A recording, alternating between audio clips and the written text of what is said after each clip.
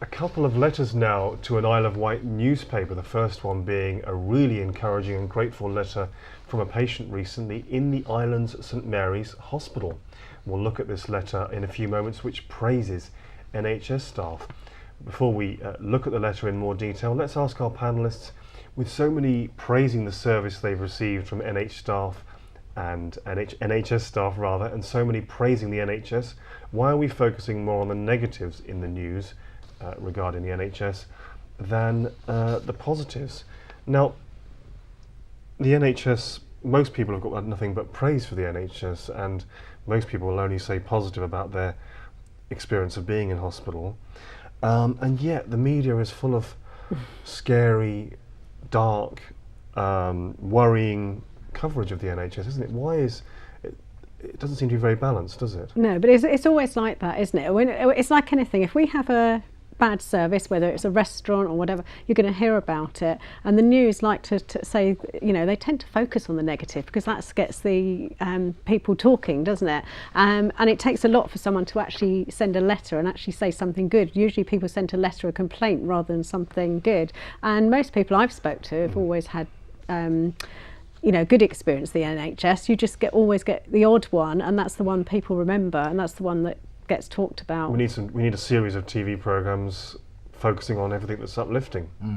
You know, regards NHS stories and experiences. Make people feel better, wouldn't it?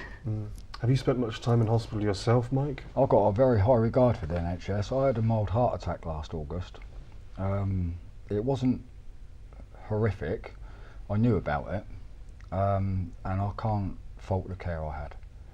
I had a paramedic on my door within 8 minutes, co-responder. I was in the ambulance within the next 10. I was at the hospital probably within the next 10, quarter of an hour. And yeah, they focused their attention on me. Yeah. And I was very pleased, and I can't say a bad word about them. I've got family members who work for the NHS as well.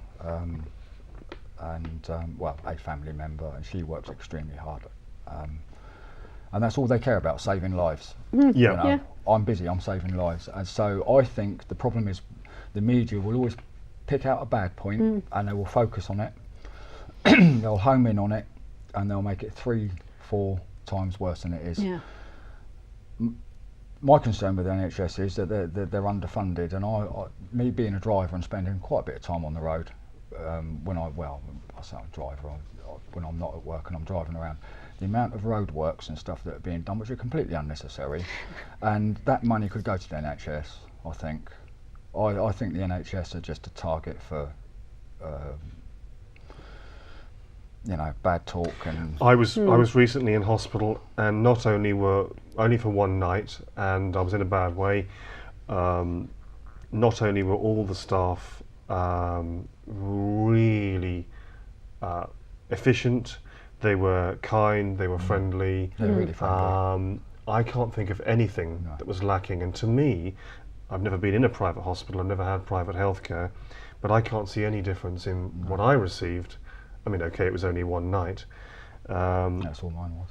But between what I had and what I would have privately, it was impeccable, and I was so, you know, I felt I wanted to write a blog on you know, about them, about what a great experience I had and how efficient and attentive it was. Well, my mum was in hospital last year, and Yes, I remember. she when I went to visit, they were always very kind, and they always spoke to me and tell me what was going on, and nothing was too much trouble. You know, you go and visit, and they get. But if you think about it, to work in that environment, you've got to be a kind, caring person, haven't you? To want to do that, you know, naturally caring, to look after others. I mean, even a toothbrush and toothpaste was free. I mean, because I didn't expect to be staying the night, because you don't know, do you? Just rush to A&E, and I didn't know what was going to happen, but even that was free. Yeah, it'd be commercial. Like if it was a commercial business, it cost you an arm and a leg. I mean, I thought, I'm not going to be able to get a toothbrush. You have to bring your own. But they said, oh yeah, we've got one. They gave me one. No bill, you know, didn't even have to pay £1 for it. No. That's what your contributions are for. That's right. But just go back to the letter very quickly then. In the letter, this person's got nothing but praise for the hospital, the NHS and the doctors. Recently, over 6 weeks, it was my privilege to be cared for at St Mary's. The doctors, nurses and ward staff in ICU were exceptional. Having said that, the other wards and staff cope incredibly well under pressure from patient numbers, another positive there. Apart from the surgeons, where your life is in their hands, their role must be one of the hardest. You cannot help but feel vulnerable while you're in hospital, so even a smile or kind words were such a reassurance. All the staff at St Mary's, theirs is so much more than just a job of work. They have capabilities of mending lives, and the person says, I'm also blessed with the care and compassion from district nurses as well. So something optimistic and positive there, and by and large most people who go into hospital, the overwhelming majority, have a good experience and everything works out well. Yeah. Sometimes you have a bit of a wait, don't you, when you're in A&E and stuff, but that's because there's another 30 people before you. Yeah, and not enough staff to deal with you. That's the problem. I've got a massive grudge against this lack of funding for the NHS, and I say it all the time. It's like the government could. I've got to be very careful what I say here. This could be fixed. This could be fixed if you know, it could be fixed. It could be funded really easily. Yeah. There are ways of funding the NHS and getting them out of their deficit, but I can't say a bad word about them. Not really. I got really looked after last August. I was petrified. So a huge shout out then to anybody who works for the NHS who's watching now. Yeah. And a big thank you, certainly from me as well. A huge thank you for the treatment I recently received. Moving on to another letter now, not so positive, from an Isle of Wight newspaper about the Isle of Wight Council stopping funding for youth services and the consequences of this, which are to come. The writer of the letter talks about how a future Conservative government, hypothetically, will be talking about how tough it's being on crime, whilst at the same time cutting things which prevent the crimes such as this. Now, what I wanted to ask both of you, you're slightly older people now, so you probably remember a time not so long ago when, you know, many older people talk about youth clubs. There were youth clubs, which is a normal part of life for kids and teenagers not so long ago.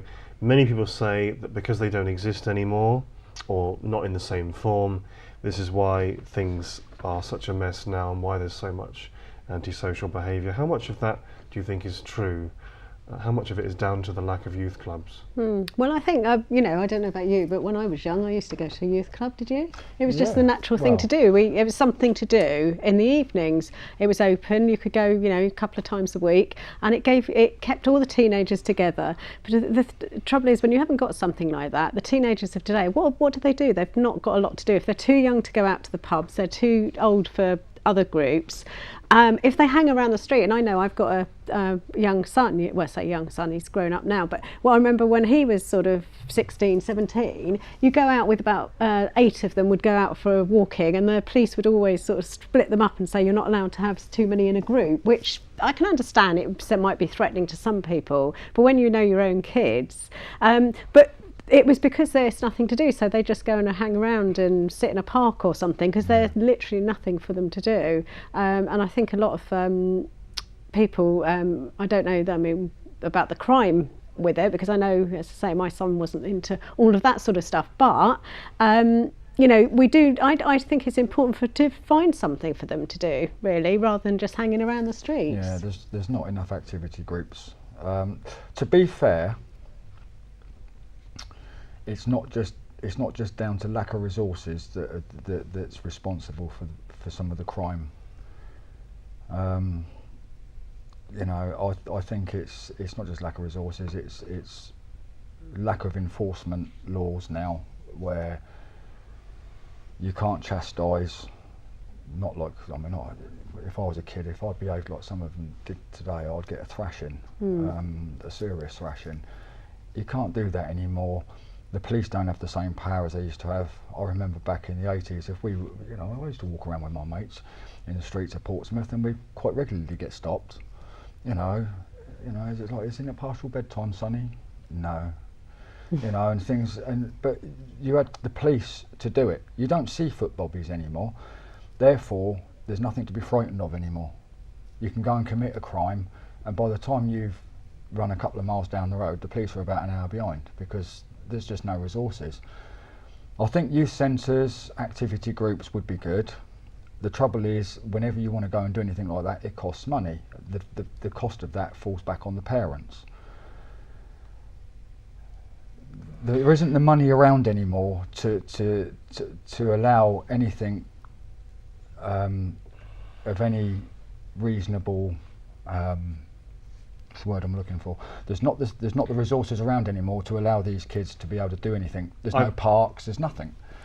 Mike, Neshla, I've heard people frequently say, sounds quite controversial and emotive, but I've heard some people say the reason why some kids, obviously it's a minority, but a bigger minority now, are so nasty and callous is because, well, they say that the older generation have let this generation down. Adults have let this younger generation coming up now down. Do you think that's a valid statement? Do you think the older generation have messed things up for this generation? Do you think it's the adults' fault? The older generation have let this generation down because they've been told they've got to, because the law states that you can't chastise and enforce law like you used to be able to. When I was a kid, if I misbehaved, a policeman could give me a backhand around the face and walk off and say, do it again, I'll lock you up next time.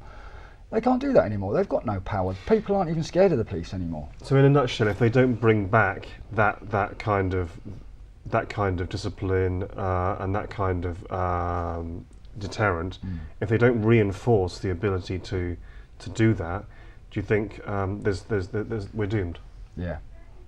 Well, there used to be a fear of authority, wasn't there, really? Even teachers, I remember I used to chat a little bit at school. I'd be chatting, say to somebody next to me, and the next minute you got a blackboard thing thrown at you, didn't you? Yeah, exactly. I mean, if a teacher threw a board, you'd sue them, wouldn't you? Well, I mean, nowadays it's just so different. But you're struck off the register now. I thought you were an angel at school. I was fine. I just used to chat a lot.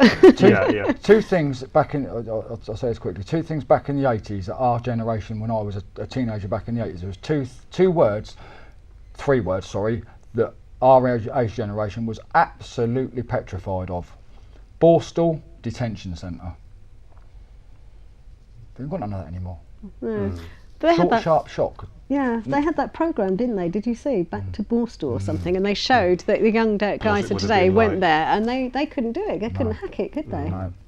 Let's go to another break. If you've got news that we should be talking about, then do contact us on our email, talk@thatsolent.com, or send us a tweet using #TalkSolent. Back with you again very shortly for more discussion and banter.